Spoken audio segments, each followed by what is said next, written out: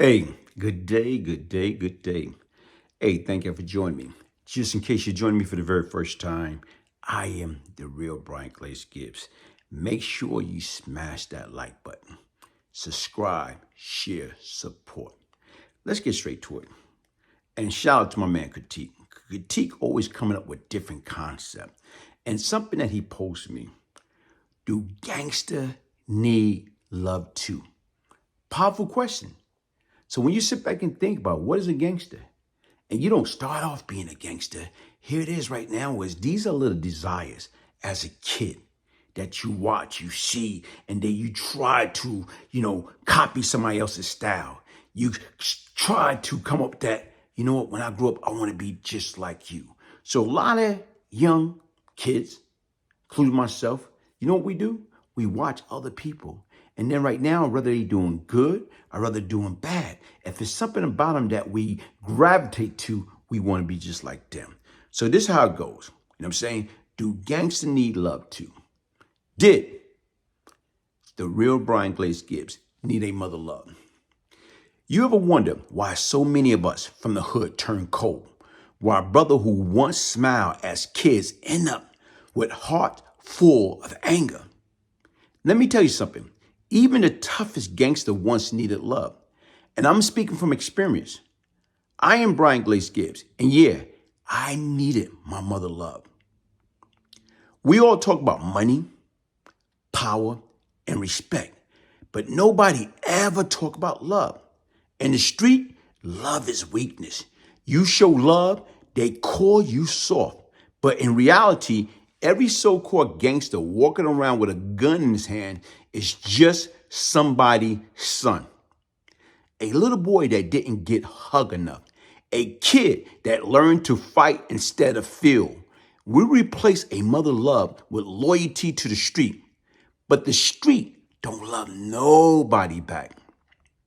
When I look back at my life, the crime, the chaos, the pain, I can't help but ask myself, what if I had the right kind of love? My mother did the best she could, but she had her struggle, her pain, her story. And sometimes that love that I needed wasn't there in the way I needed it. So I went searching for love in all the wrong places. The street became my comfort zone. My classroom, my family, I didn't know how to express pain. I only knew how to hide it behind anger. But deep down, the little boy in me was just crying for love, crying for my mother. See, in our community, the mother is everything. Okay? I'm going to say that again because once again, a lot of times we don't understand that. In our community, the mother is the mother, the father, the big sister, the big brother. The mother is everything. She's the backbone. She holds the house together when the world's falling apart.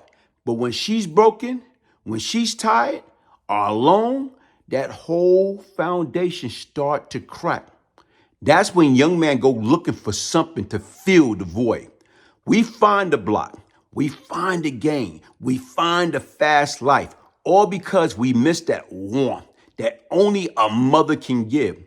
But when that love is there, it builds kings. Okay? Let's sit back and think about it. When that love is there, it builds kings. It builds a Barack Obama. It builds a Michael Jordan. It builds a Bob Lee. It builds so many other powerful black men that's out there that did it right the first time. It builds king. It's teach boy how to love, how to care, how to see themselves as more than what the system labeled them. Today, I understand something I didn't back then. Being loved doesn't make you weak. It make you strong. I used to run from love because I thought it made me vulnerable. Now I run towards it. I learned how to forgive, myself for the pain that I inflicted upon my mother and the victim family, directly or indirectly. You know what I'm saying? So by me forgiving myself, and I'm trying to understand how to love again. And that's right there. That's real power, because no matter how deep in the street you went, it's never too late to heal from what hurt you. So to every young brother that's out there thinking being heartless make you real, remember this: real strength comes from love.